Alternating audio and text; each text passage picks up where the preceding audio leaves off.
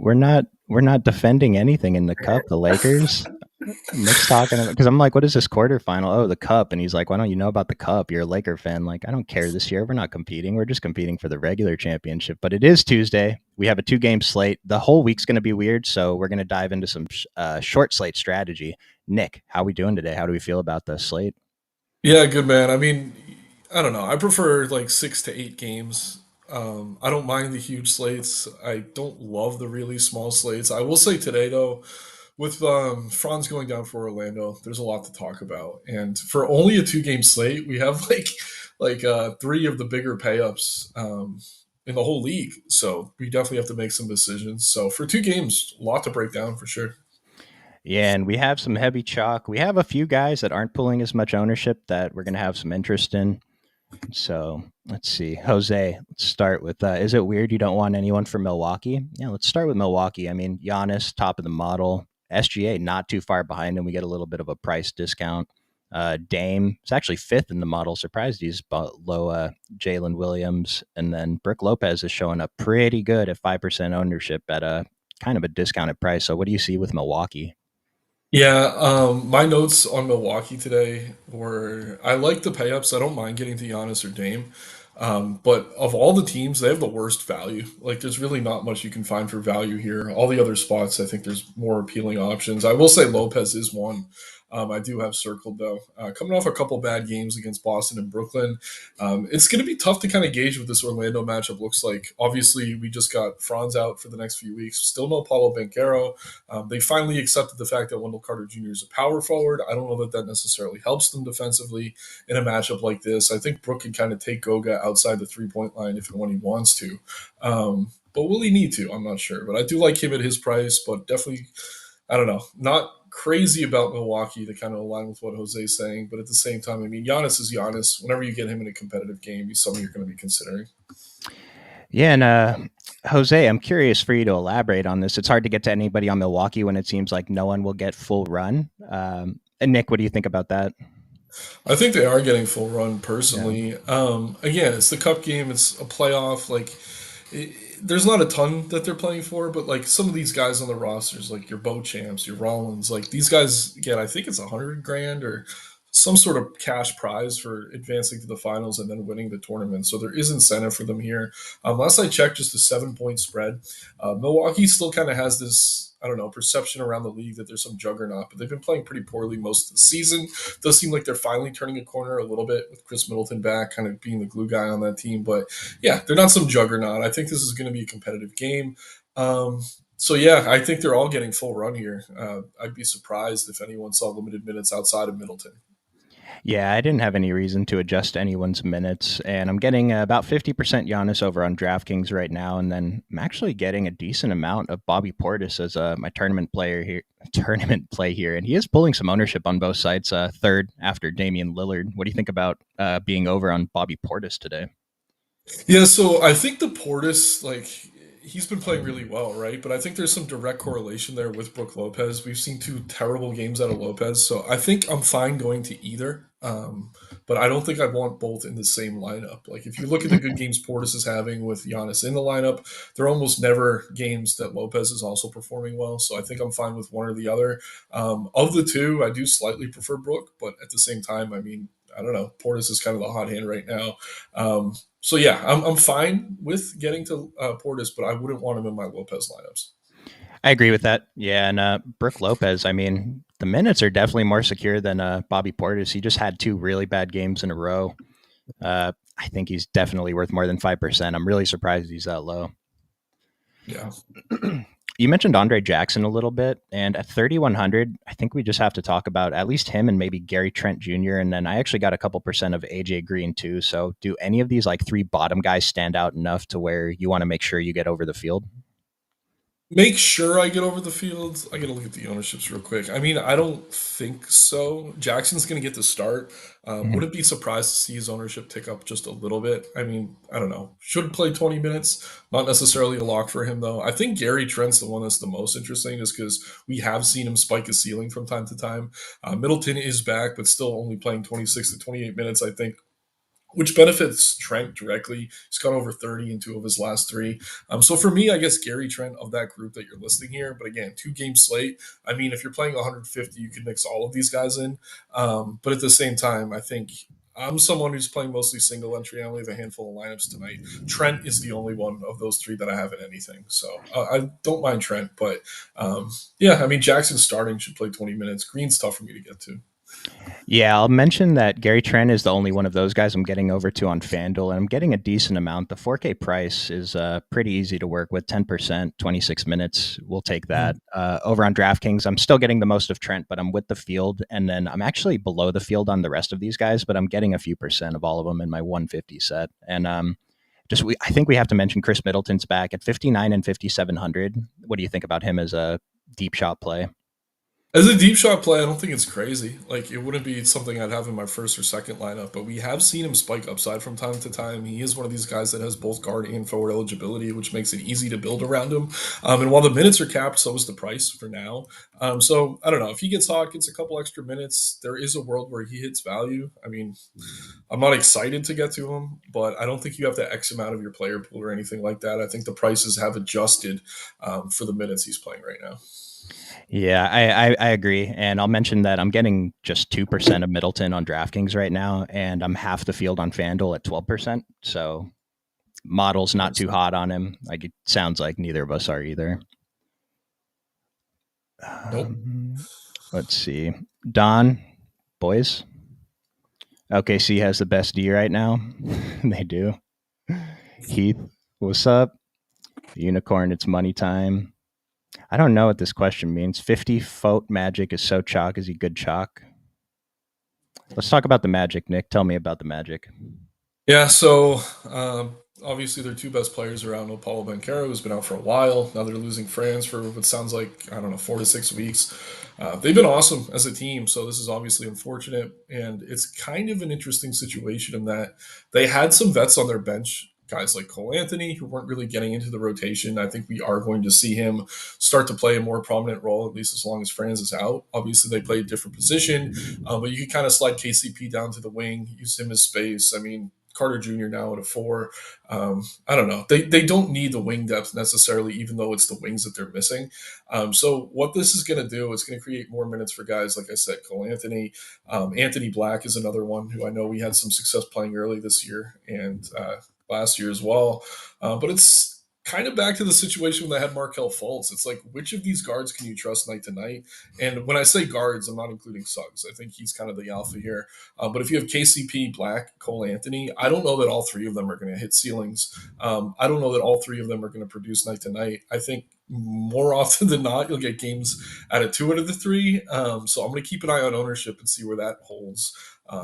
But yeah, man, I mean, the backcourt rotation is definitely going to be something we're going to have to monitor. I know you had Popcorn Machine pulled up earlier. I don't know how set it's going to be until they play a few games and really see what works, it flows. Not to mention Milwaukee's a pretty big team. So if Isaac's in, he could cut into the minutes for some of the guard depth. But yeah, definitely an interesting situation. But Orlando is a spot where we do have some value, obviously, with two of their best players being out.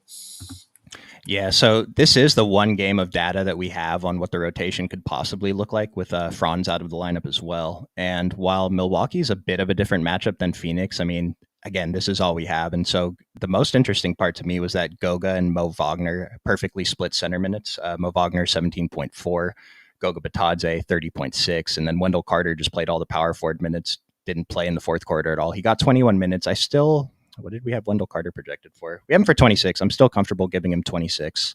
Do you agree with that on Wendell? Yeah, yeah. And it sounds like they're finally accepting the fact that he's not a center. They're going to play him at the four, regardless of who's healthy on this team. Goga's their center now. Mo's the backup.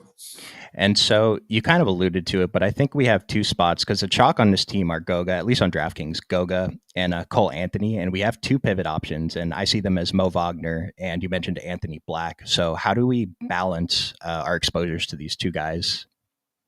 Or I four guys, I mean, guess. yeah, and I want to throw KCP's name in there Mhm. too, at least on DK. I think he's under owned for what he's capable of.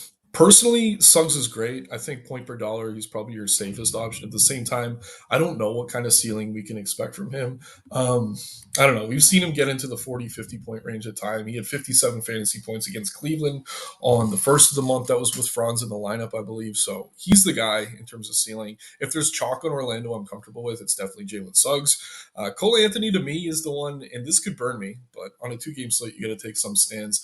He's the one I'm going to try to come in a little bit under the field on, just coming off the bench. We don't know how secure those minutes are. I know he played the entire fourth quarter against Phoenix. I don't know if that was just a product of the game. Had 25% usage that game as well. I don't know that that's something we can expect to hold. Um, Especially if he's kind of mixed in with more of the starters here. So for me, it's difficult. I think I trust Cole Anthony, like if I'm playing one lineup, but as someone trying to get different in tournaments, I think getting to more KCP on DK is the way I'm going to do that. I'm fine getting to some Anthony Black, but I kind of feel similarly to him as I do about Anthony. Like pretty good floor. I trust the minutes enough. I just don't trust that the usage is going to be there for him necessarily. I think KCP is going to be the one out of this group taking a ton of shots, scoring dependent a little bit, which makes him a bit riskier than maybe Cole Anthony is because he could get assist boards, whatever. But for me, my first stand here today is going to be to come in under on Cole Anthony on both sites. I don't know that I'm directly pivoting to Anthony Black necessarily as much as I'm looking to OKC for some value. Maybe some of that Gary Trent exposure we talked about earlier, but KCP is someone I am pretty bullish on. But yeah, Anthony Black's fine. Cole Anthony's fine. They're very popular though, but it is a 2 game slate, so it kind of is what it is. But for me, I'm going to try to come in under on Cole Anthony and hope it works out. Fingers crossed. Obviously, he's a great play at that price on paper. Can't deny it. Another day, we're kind of on the other side of things because on DraftKings at 4,200, I'll take the risk on Cole Anthony. I'm double the field right now, 80%. And I already made most of my adjustments, getting about 20% Anthony Black. I didn't set a rule, so maybe I have some lineups with both, but hopefully I just have at one in most of my lineups. And then you mentioned KCP. I'm getting a decent amount on DraftKings, but FanDuel is where I'm actually over the field on him. I'm getting a 60% on FanDuel. So even at this 45%, we haven't projected for 32. I think the minutes are pretty safe for him. And then the thing I noticed about the rotation was Jalen Suggs didn't come back in the second quarter until 3.5 minutes left. He wasn't in foul trouble, so I have no idea why. Could play even a few more minutes. We haven't projected for 35, so really like getting to Jalen Suggs as like you mentioned, he's the alpha here.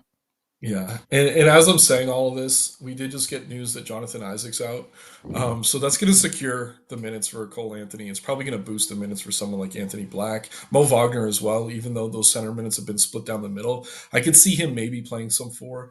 Um, so yeah, man. I mean, I don't know. I wanted to come in under on Cole Anthony. Now I'm like, I should probably just match the field and move on.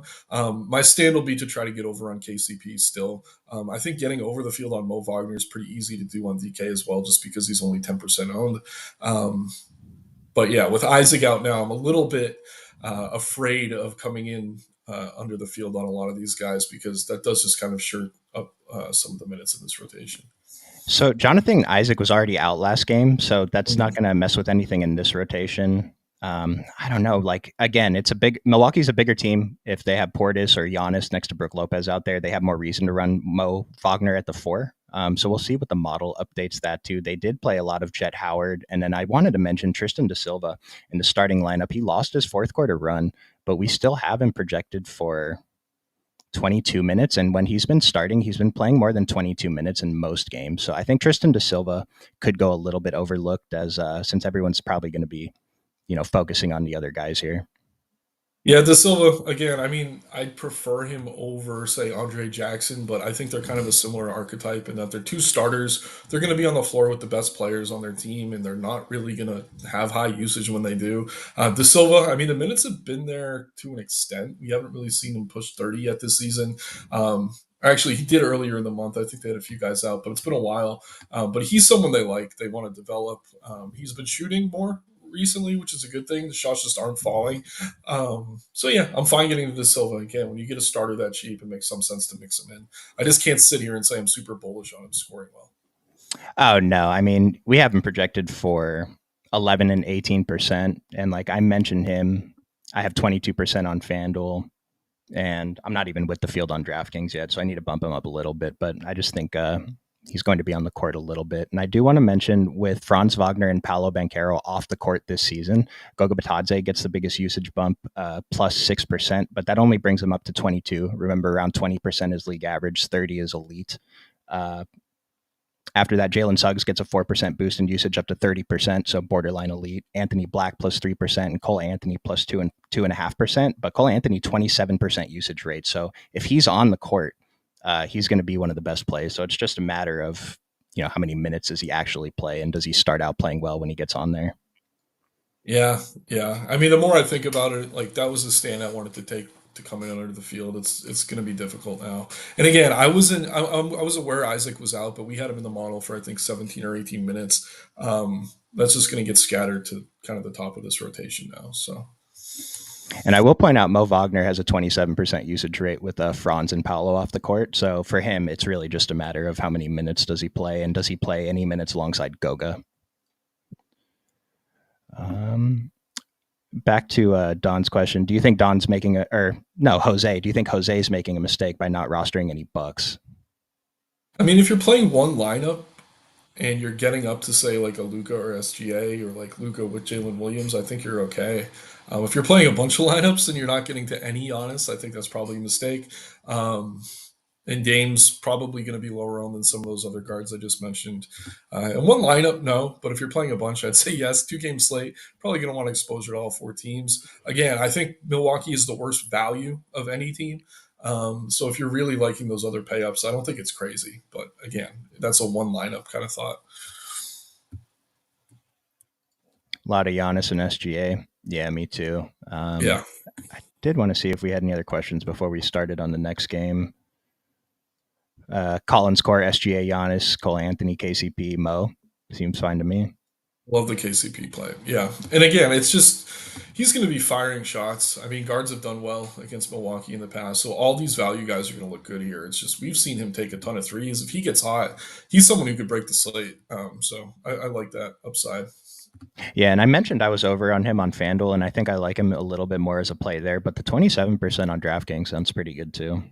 Like Gafford and PJ. Yeah, I mean, did you have a lean on whether Najee and PJ played tonight? I think Najee does, but he's been like a DNP, right? And then I don't think PJ does, but I don't have really a firm stance on that. I mean, it's illness, so it's really tough to say. Najee sent out a tweet last night, and all it was that eyes looking sideways emoji, and I took that to mean he's returning today. PJ, I Okay, have no idea. nice. That's like the Donovan Mitchell tweet, right? Or Yeah. yeah. Um, Tristan to kill your lineup. Yeah, it's definitely killed some lineups this year.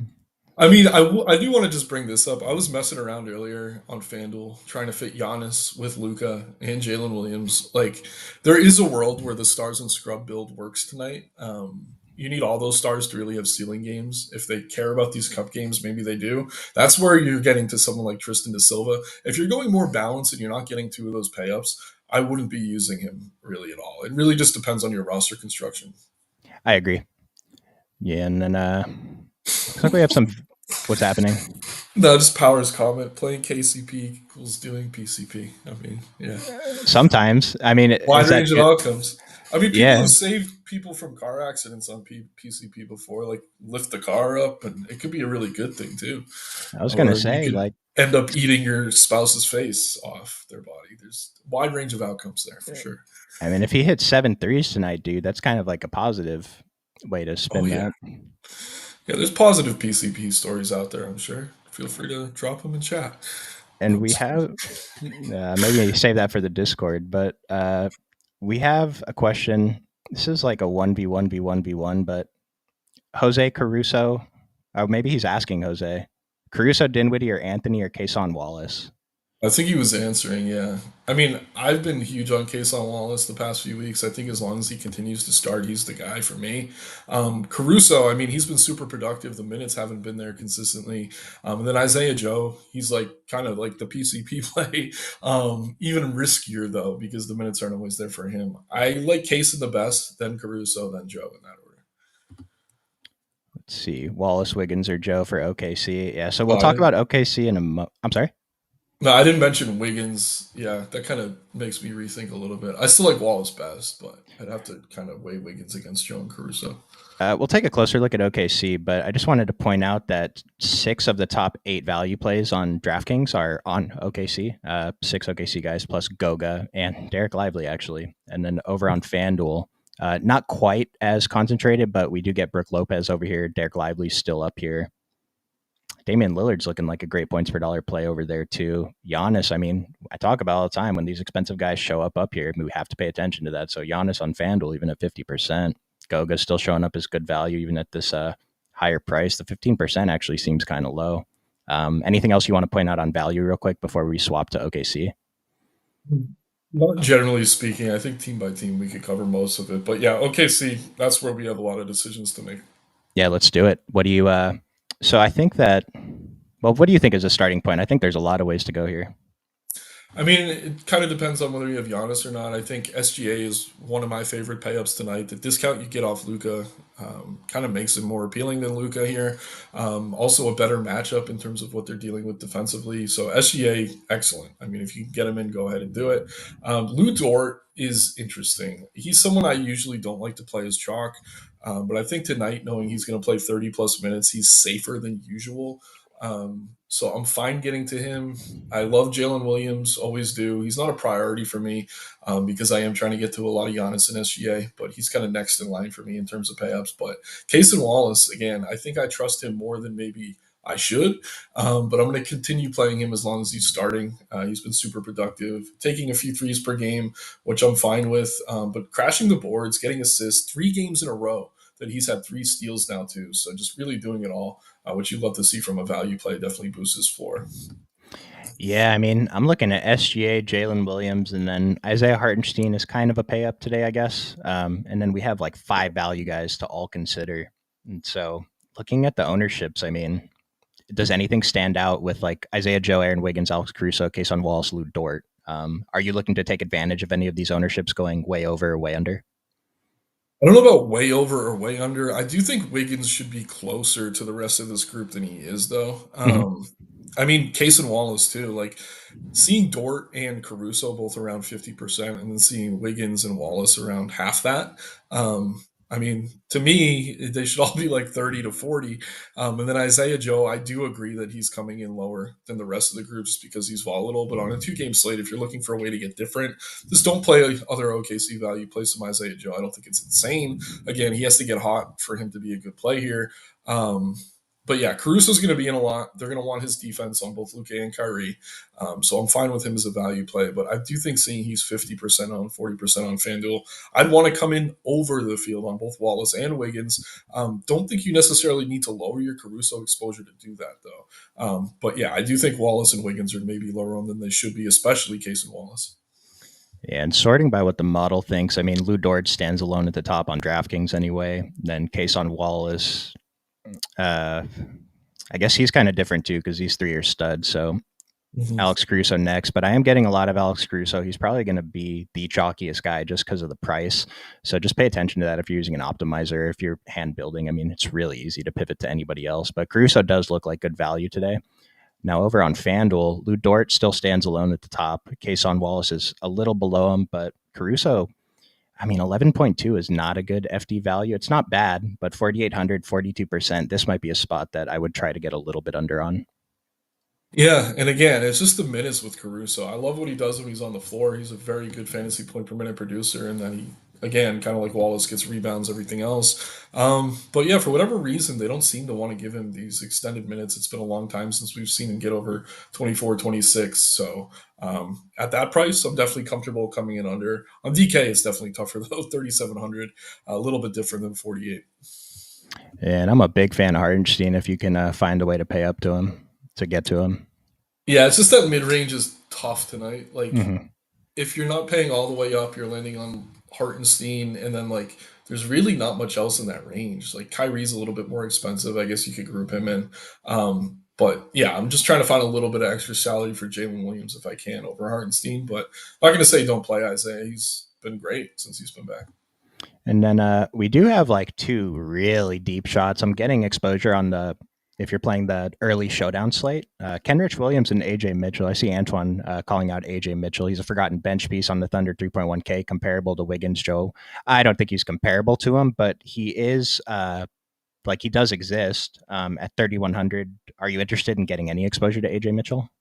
Yeah, I'm not playing 150 tonight. If I was, I would be getting some AJ Mitchell though. Again, back-to-back games over 20 fantasy points. I don't know who that's cutting into directly for that to be happening. I know Isaiah Joe's minutes have been consistent. Maybe set a rule that you don't want them in the same lineup together. But yeah, Mitchell's shown us that he can exceed value for his price point on a two-game slate of low ownership. That makes some sense.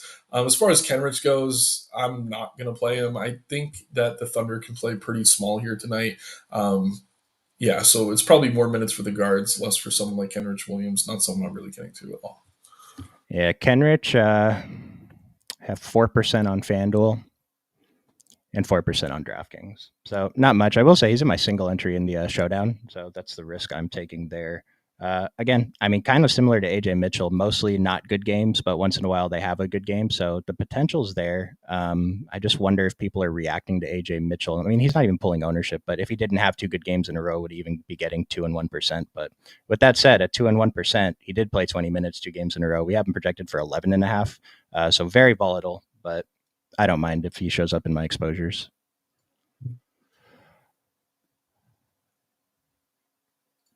Center, In general, just in general. Yeah, I mean, we could take a look at centers real quick. Didn't mean to click on that comment right now. Sorry. But we talked about the Orlando guys. Wendell Carter has center eligibility on both sides. Mo Wagner has center eligibility on both sides. And then Lively showing up very good value. Gafford's probably the pivot off him. We talked about Brooke Lopez. We talked about Hartenstein. Is there anything else? I mean, you just kind of listed most of them. I think they're all pretty strong. I will say Mo underowned on DK, especially with Isaac out now. I think he's got to be more than 10%. I'd be pretty surprised if that held. Um, I actually like him more than Wendell Carter, even though Carter's more expensive and has forward eligibility. At their respective ownerships, I think he's just a much better play. You mentioned Portis. I think he's fine, but again, I wouldn't be playing him in lineups with Lopez. So just make sure you're making that distinction. And then, yeah, same with Gafford and Lively. I think you could go either way. Gafford much lower owned, similar upside. And we have seen Gafford get more minutes against kind of bigger, more brawlic centers.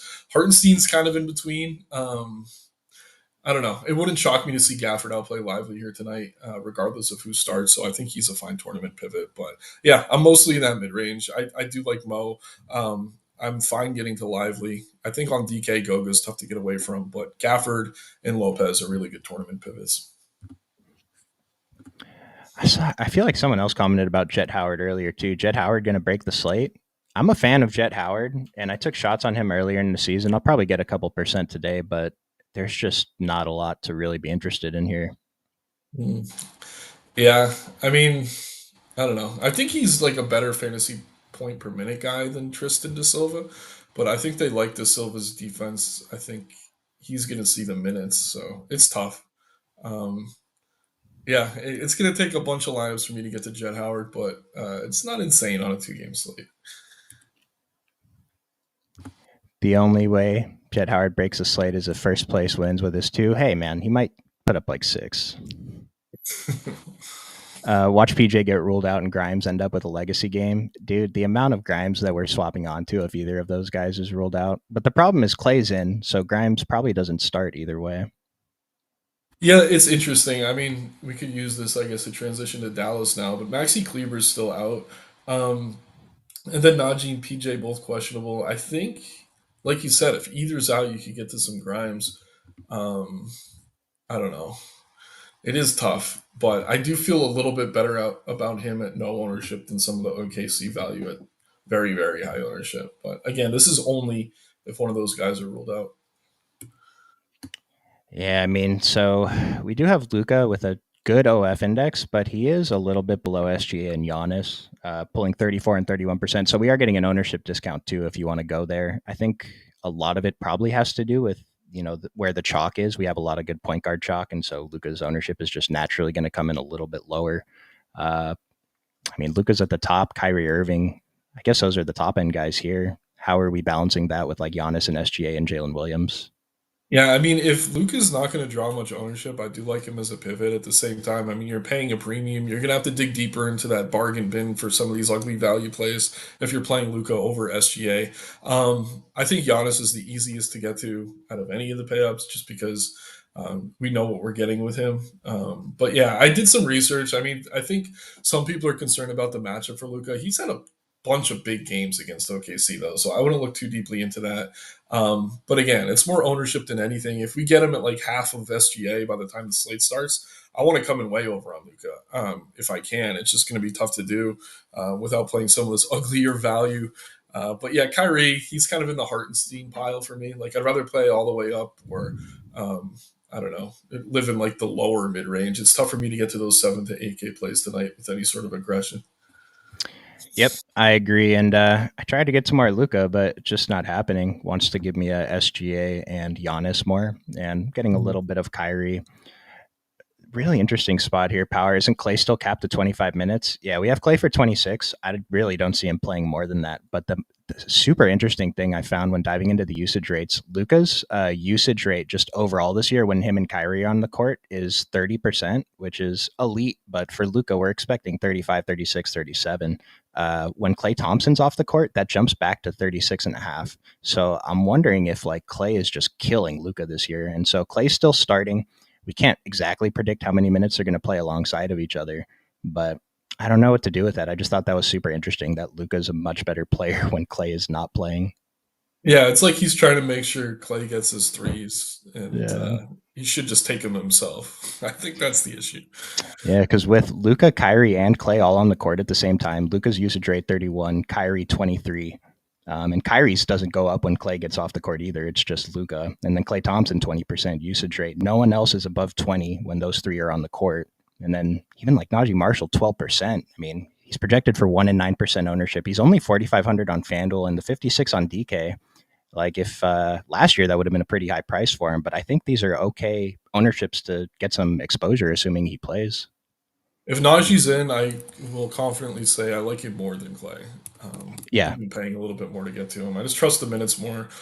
Just more consistent, and the ceiling's been virtually the same between the two. So, yeah, I like Najee more than Clay, especially if he's going to come in low on. and I, yeah, let's finish Dallas before we jump back to this Orlando rotation discussion. But I mean, the model clearly prefers Lively over Gafford. Do you feel the same way? Not as clearly as the model is necessarily. Again, I think there's like a pattern that I've been trying to firmly say is a thing, but it's like Gafford does well against bigger front courts. It's like they need his physicality. Um, the minutes have been there for Lively, so I agree with the model in that respect. But in a matchup like this, I mean, I don't know. I kind of like Gafford as a pivot. Like we're looking at Lively's box scores. I mean, against Memphis, they have Jared Jackson Jr., who's kind of just like a stretch forward playing the five. Against Toronto, Podol's not really a big body. I mean, he's tall, but he's someone that Lively could kind of push around a little bit. Like he's done well in those types of spots. I don't think Hartenstein falls into that category. I think he's more closer to kind of the bigger, stronger centers. In which case, I want to get to more Gafford. And again, I want this to be a thing, maybe more than it's actually a thing. I need to find the data to quantify it, which is going to take like the weights of opposing centers and then seeing how the games kind of look. But yeah, whenever Gafford's against bigger center, I kind of like him coming off the bench at low ownership. I think that's a really, really logical play to make. So yeah, if this ownership holds, I'd rather play Gafford.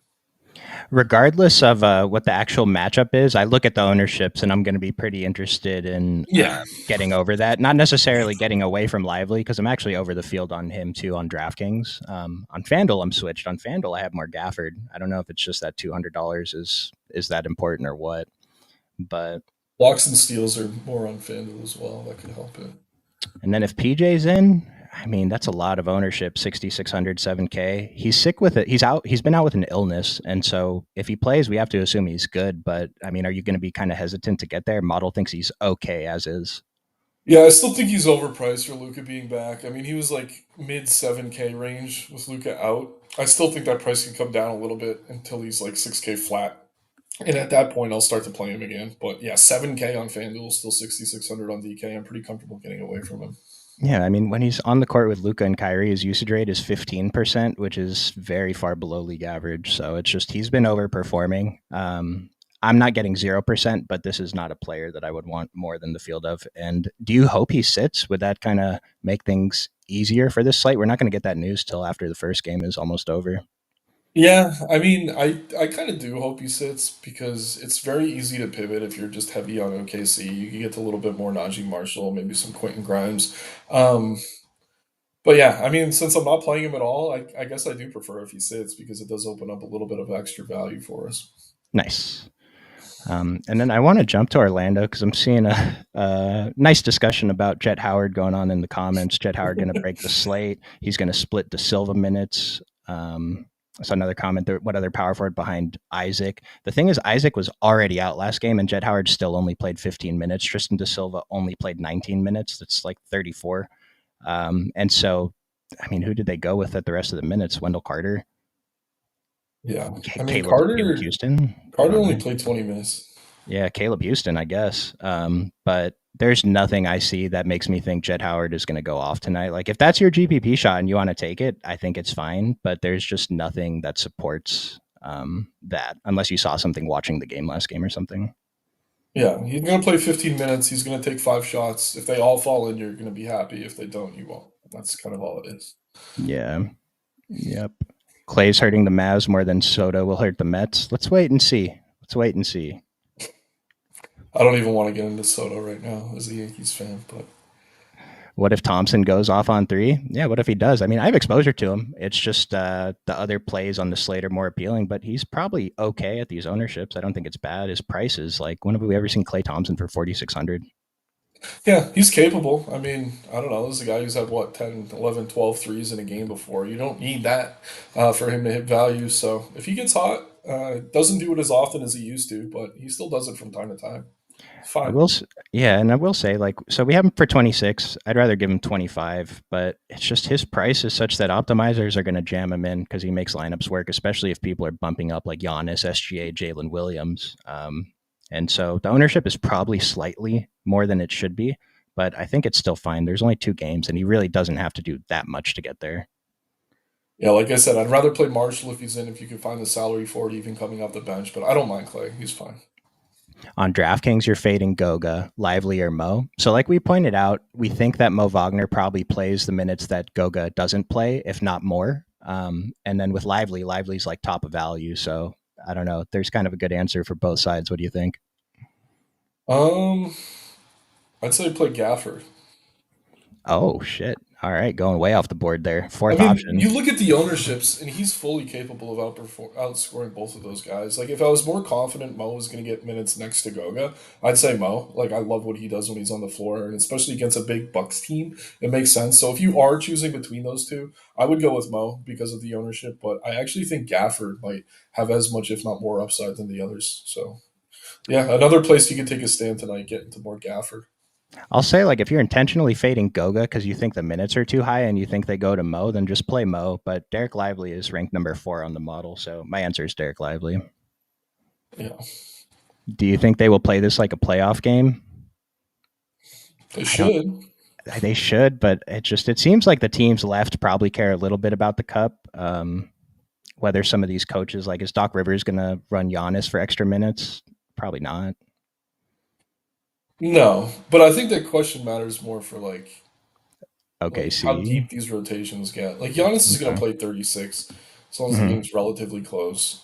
Maybe you get an extra minute or two, but you're already playing Giannis. So the same could be said for SGA. The same could be said for Dallas. Like it becomes interesting and like do the Mavericks really want to mix in Corey Joseph and Trevelyan McQueen and Jet Howard much here? Or do the Bucks really get so deep on their bench that we're seeing Beauchamp get minutes? Probably not. So I'd say it's more like a playoff game than it's not. Um, but really that should just tighten the rotations more than anything else. OKC is the one team out of these four that tends to run really deep rotations, but we've kind of talked through all their value pieces. They actually look pretty good, so I don't know. I wouldn't avoid any of these spots really. I hate to like spend more time on Jet Howard and Da Silva and Caleb Houston, but Colin, I just want to point out that is the exact same players they had available last time, and none of them cleared 18 minutes. Caleb saw 18, Jet Howard played 15, Tristan Da Silva played 19. Maybe he lost the rotation. Um, Ye- Yeah, and not to cut you off, I did see Powers comment about how they don't have other forwards. They treat Caldwell Pope like a wing, like a small forward, and they treat Wendell Carter Jr. like a power forward. Like those are also forwards in the eyes of the Orlando Magic. So you got to keep that in mind too. and I understand trying to find like those tournament winners on these short slates that no one's getting to, but it's Yeah. just we have him projected for so few minutes. He has like terrible FPPM. I just again, if you're gonna do it, I can't. I hate to stop you from making a tournament winning play. He's gonna go for 80. Like, It's just isn't that what always happens? the Yeah. range of outcomes is just leans so hard towards not being a tournament winner. You know, No, it's true. And let's again, I mean, there are ways to get different. Gafford's sub 10% on FanDuel, 13 on DK. Looks like Cason Wallace's ownership's come up a bit. That was someone I was super heavy on earlier. Um, I don't know. Like, I'd rather go to a Gary Trent than a Jet Howard for a few hundred more, just knowing he could get hot.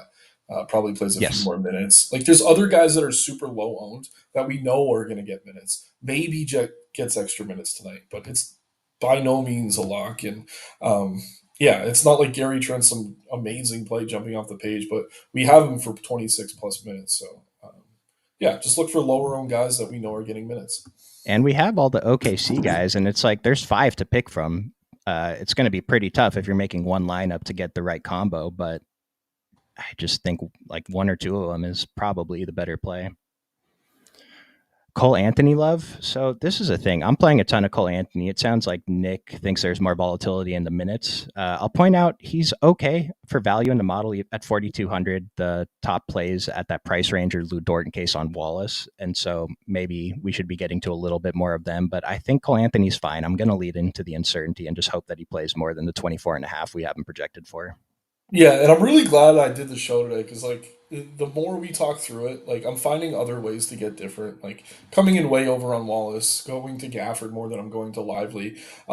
Doing these things is allowing me to say, okay, actually, now that I think about it, I'm pretty comfortable kind of meeting the field on Cole Anthony. That's not necessarily a play I'm running away from.